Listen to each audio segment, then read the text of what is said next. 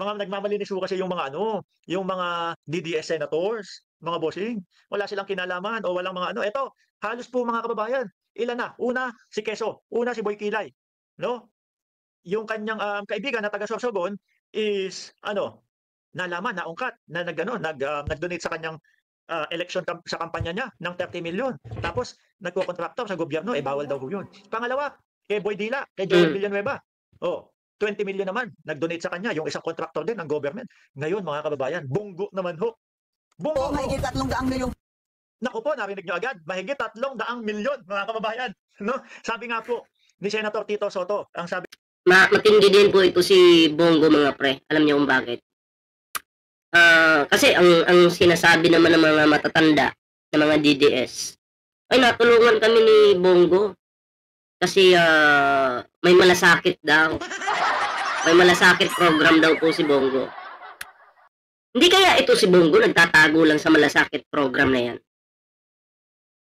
Bakit itong issue nila sa flood control hindi sinasa publiko yan? Hindi sinasabi. May tinatago ba? Kasi kung nakakatanggap kayo ng ganyang kalaking pera at kung ginagamit nyo naman sa maayos, diba? Para sa bansa or sa Davao City, diba? Eh wala sanang problema. Pero tingnan nyo po yung Davao City. Hindi po masolve ang problema ng baha dyan. Pero may mga pera pong natatanggap. Diba? Itong kampo ni Bongo. Ang tanong po dito, tayo po yung magtatanong ano kasi tayo yung taong bayan. Nasaan na yung mga pera na to? Kala mo talaga nagtatrabaho ng matitino itong mga taong ito, no? Basta po DDS, automatic. Ito'y para sa akin, hindi mapapagkatiwalaan. Yung Bongo na yan, ako po, kapal na mukha niya, sa totoo lang. niya mga boss Chipamo, sir, nako, eh, hindi lang 142 billion insertion, no? Parang ang kwenta ko, nasa 300 billion ho, mga kababayan. Dito, 300 million lang naman, hindi ho billion, mga bossing. Oh, pakinggan nyo ho, mga kababayan. pagkala ng resibo, mahigit 300 milyong piso umano ng flood control projects na kuha ng kaanak ni Senator Bongo. Oh, grabe, no? Kaanak talaga. Tapos pag nakuha yung pera ng kaanak ni Bongo, ano ba, binulsa ba? Magtatanong naman po tayo, binulsa ba ng kaanak ni Bongo? Kasi wala pong improvement po ang Davao City. Nag-improve ba? Wala po. Yung mga Davaoen nyo pong mga DDS na mga tanga, idol pa rin nila si Bongo kahit nagsiswimming na sila. Sa baha. Ganyan po yung mga tanga. And then si Bongo naman, ang iniisip niya siguro lang naman, yes, maganda yan. Magpakatanga kayo. Ha? Magpakatanga kayo. Kahit inuuto ko na kayo, sige lang, magpakatanga pa rin kayo.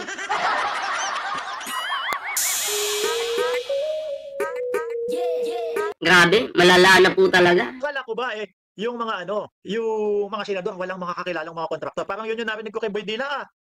Tapos ito, mga kaanak, aray ko po, hindi ba conflict of interest? Aray ka. Mga yan. Unti-unti yata kayong nahuhuli, unti-unti kayong nalalaman Ganitong exclusive agenda report. Siyempre ho, mga kababayan, no? Kung iisipin mo na lang, kaanak. Siyempre, tingin nyo, hindi ba mabibigyan ng pabor? Yung kontraktor na yon. Pero kapatid yata, hindi ako Kaanak. Pagpalagay natin 300 something million yung natanggap. Ilang porsyento kaya yung binulsa at ilang porsyento yung in-apply sa flood control kung meron man? Kung binulsa, hindi ko naman sinasabi binulsa talaga, pero nakakapagtaka nga. Yung project, wala. Asan yung project? Bongo, kala ko ba maawain ka sa mga mahihirap? Pero bakit ganun? Naawa ka sa mga mahihirap, pero yung kaanak mo, payaman ang payaman. Diba? Wag mo kaming lulukuhin, Bongo. Diba? Ginagawa mo tanga yung mga Pilipino. Sabi ko nga, ito si Bongo, may lahing Chikwa to eh. Pag may lahing Chikwa po, alam nyo na, diba? Hindi naman po lahat ng in-check masama, pero sa naging issue po ngayon kay Bongo, tingnan nyo, makasarili po. Tapos, panahon ng eleksyon, gagamitin po nila yung mga mahihirap. Yan po yung kanila eh. Nagkakamali, pakinggan natin yung report. Hana TV. 5 flood control projects sa Davao del Sur ang napunta sa Alfredo Builders and Supply. Alfredo, Oh. Alfredo Builders and Supply. Builder and Supply. Ayon sa listahan mismo ni PBBM, ang Alfredo, pagmamayari ng half-brother ni Senator Bongo.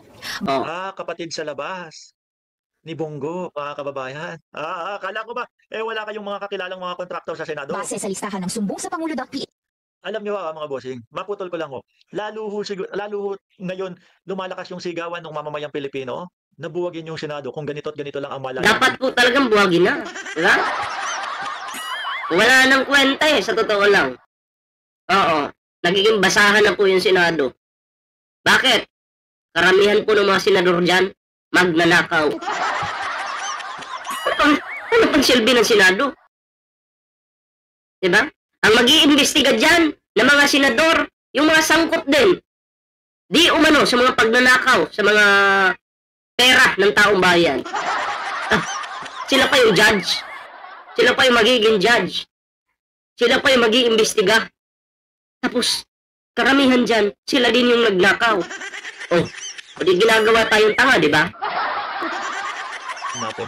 Ano? Tuloy ko na ho. 2023 natapos ang 2 proyekto, 2024 naman ang 3 dito. In total, lagpas 326 million pesos ang halaga Dami ang total na naging proyekto ng mga ng mga go. ng flood control projects na hinawakan ng kumpanya. Base sa pag-aaral ng Billionaire News Channel, madalas bahain ang kalinan tuwing masama ang panahon. Doon construction. Yan, Davao City. Anyari? Dutay pa rin ba?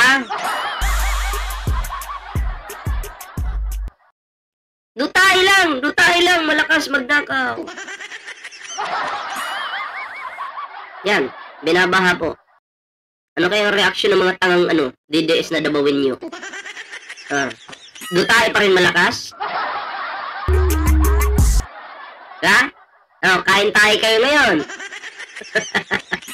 Ay, sintabi po sa mga kumakain. Ay, huwag kalimutan mag-like, share, subscribe ha. May Facebook, TikTok tayo mga pre. And sana po inyong suportahan. Ang majority ng nasabing projects ng Alfredo sa Davao del Sur.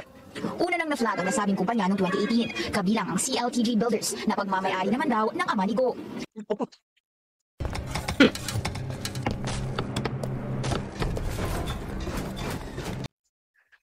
Mukhang lalong yumayaman yung mga go dito, mga kababayan tapos sa tingin niyo po ba? Kaya pala gusto mag-senador. Diba? Kaya pala gusto mag-senador. Kasi pag nakapag-senador, yung mga kamag-anak niya, bibigyan ng proyekto. At di umano, minanakaw. Wow! Ang galing ng diskarte.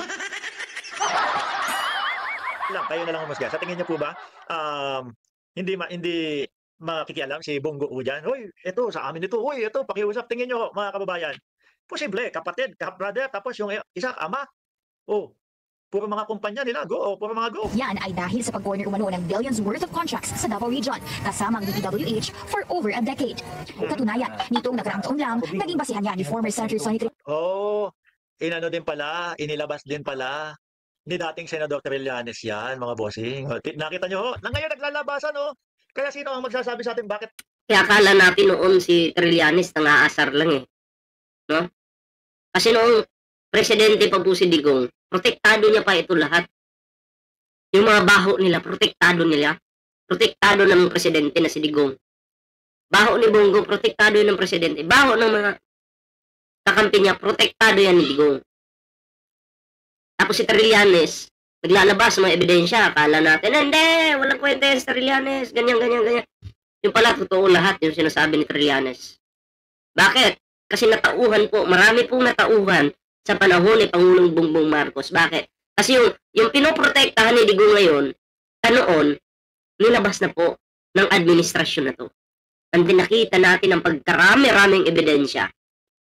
At masasabi natin, totoo nga pala yung sinasabi ni Trillanes. Diba? Tayo naniniwala kay Trillanes. Yung kay Duterte, ano ho nangyari mga kababayan, mga boss? Yung kay Duterte, nangyari merong warrant of arrest. Laglag! Pasok sa oblo, si Duterte. Ngayon, Bongo at Bongo at si Bongo at si Bato de la Rosa naman. Second batch daw. Malamang sa alamang, baka meron ho talaga yan. Di ba? Trillanes para magsampa ng plunder and aanhin mo yung ganong kadaming pera, ano, kung naka-oblo ka naman para si Buloy. complaints laban kina Go at dating Pangulong Rodrigo Duterte. Tinira ni Trillanes ang higit 6.6 billion worth of government contracts ng mga kumpanyang pagmamayari ng mga Go. Noong 2017, ni FPRRD nakakuha umano ng higit kumulang 43.77 Kaya gayahin po natin. Magsenador po tayo. Pag naging senador na po tayo, magbigay tayo ng proyekto sa mga kamag-anak natin. Para yung mga kamag-anak natin, yumaman at yung mga perang ninakaw ni Bullpoint man, di ba? May tago ko doon sa kamag-anak ko. Diba? Galing ng mga diskarte talaga. 7 billion pesos. Laki-laki, siyempre panahon nila yan Namamayagpag sila dyan, mga kababayan. Infra funds ang Davao Region. Kaya pag panahon ng eleksyon, si Bongo maglalakad yan. Bibili ng isda, sabi niya sa Bisayang word. Pakyawon, ako na ng pakyawon. Kung ibig sabihin, bibilhin niya daw lahat. Lahat ng isda. Akin na, bibilhin ko na lahat yan. Pakitan tae, di ba? Pakitan tao, sorry. Sorry naman. Ano kayang palusot naman ng mga senador? Tapos, kasi gusto niyo manalo siya Kasi pag nanalo siya, babaha po ng mga proyekto. At ipapasa po lahat sa kamag-anak. And then, ang Pilipinas, Davao City, paghihirap, lalong babahain. Pero sila, sarap ng buhay nila. Diba? O ng mga senador ang gagawin dito? Kay Boy Kilay, kay Boy Dila, dito kay Bongo. That's double the amount of 2016s at karamihan sa projects kasama ang sa Alfredo at CLTG na delay o hindi naman daw natapos. Ayon pa kay Hindi pa tapos. Yan din ang nirereklamo mga kababayan ng mga tao. Nandiyan na yung pera, natanggap na, buo. Magpasa hanggang ngayon, hindi pa tapos. Buo buo natanggap. Binigay sa'yo ng buo. Pero yung project, wala lang, basta may magawa lang. Kunyari lang, may ginagawa. Hindi po sila seryoso sa project na yan. Natatapusin nila o ano, hindi po. Diba? Basta may ma-display lang po. Pero hindi naman napapakinabangan. Diba? No, uumpisahan yung flood control tapos hindi matatapos. Ang mangyayari mas lalong makakabara doon sa kanilang mga lungsod. Mas lalong babahain. Imbis na makatulong sa baha, mas lalo pong binaha, mga bossing. Trillanes, dahil sa pag-award ng daang-daang public infra projects na ito sa mga kumpanyang nabanggit, tila nagpayaman ang next of kin ni Go. Nako. Sinusubukan pa ng bilyonaryo news channel Mukha ni Bongo, kapal talaga. Kumakapal yung labi mo, Bongo, kapal din ang mukha mo Grabe ka. Manggagamit ka talaga. Ang mga bumoto sa'yo, Bongo, mga tanga. Mga inutil, sa totoo lang. ang kumuha ng pahayag mula sa kampo ni Go. Pero wala pa ito sa Ano kaya ang magiging palusot dito? No, yun ang tanong. Baka sabihin ni Bongo na, wala ho akong kinalaman dyan, sila lang ho yan. Di ba? Baka ganun lang ho ang sabihin dyan, mga kababayan. Pakinggan niyo pa si Bongo. sa ngayon. Una na rin tinanggi ng senador noong 2018 na hindi raw lumalapit ang mga kamag-anak niya sa kanya para maglakad ng anumang proyekto. Yan na nga ba ang sinasabi, mga bossing Yan ho ang sasabihin at idadahilan ni Bongo. Wala ho akong pakialam dyan. Hindi ho ako kasali dyan. Ganito, ganyan. Kaya dapat pugutan na ng ulo itong mga taong magnanakaw talaga. Patayin ba? Patayin. Dapat magkaroon tayo ng batas na kapag ikaw ay napatunayang naglulustay ka ng pera ng taong bayan, tanggalan ka ng ulo. Mas maganda yun. Papabor po ako dun. Dapat may batas para sa mga magnanakaw. Anong klaseng pagnanakaw? Yung mga may katungkulan po sa gobyerno. Sila po ang tatamaan dyan. Yung mga nagnanakaw ng bilyon-bilyon, milyon-milyon, yan dapat yung patayin. Pugutan ng ulo, tapos yung ulo, patuyuin ng isang buwan. Okay nang inan yung mga kayo, mga magnanakaw kayo. Naghihirap yung Pilipinas kayo, yumayaman ng yumayaman, pukin ang inan nyo. Di ba? Pero siyempre mga kababayan, mahalata po ng mamamayang Pilipino. Posible ho ba yun? Na hindi siya makikialam dyan? Tatay niya, tapos kapatid niya sa labas? Siyempre makikialam. Pero ang depensa, wala siyang kinalaman dyan. Maniniwala ba kayo sa isang magnanakaw? Di umano? Maniniwala ba kayo sa isang taong sinungaling? Itong Bongo na to, sinungaling to Kapal na mukha nito. Di ba mga bossing? Mga ano na lang ho, uto-uto na lang ho, yung mga napapaniwala nitong mga ito. kontrata sa gobyerno. Para sa agenda, Hannity, Bilyonaryo News Channel. Unti-unti na ho, mga kababayan, nalalaglag yung mga senador. Duterte, mga bossing. Di ba? Hindi kasi nandiyan na yung mga kaibigan ko. Sabi ko nga ho sa inyo, nandito kami. So anyway, yun lang naman yung video natin mga pre. No? Sa totoo lang, nakakapanggigil po itong ginagawa po ni Bongo. Hindi lang po si Bongo, pati yung mga nandyan sa tabi-tabi ng mga magnanakaw. No? Dapat buwagin na po yung Senado. Ang nangyayari kasi, imbestigahan natin yung flood control. Tapos ang mag-iimbestiga, mga magnanakaw din. Mga sangkot din sa flood control issue. Pero sila din, ano yan? Kayo mag-iimbestiga sa sarili nyo? Ay, naku po. Naulol na. Diba? Naulol na po. Anyway, yun lang naman yung ating reaction ngayon mga pre. Maraming salamat po sa sumama sa ating video ngayon. Meron po tayong Facebook, may TikTok po tayo mga pre. Ayan. Sana po inyong i-follow yung ating mga social media accounts. Maraming salamat po sa pagsama sa ating reaction ngayon. Kita-kits po tayo sa susunod na video. Ingat po kayong lahat.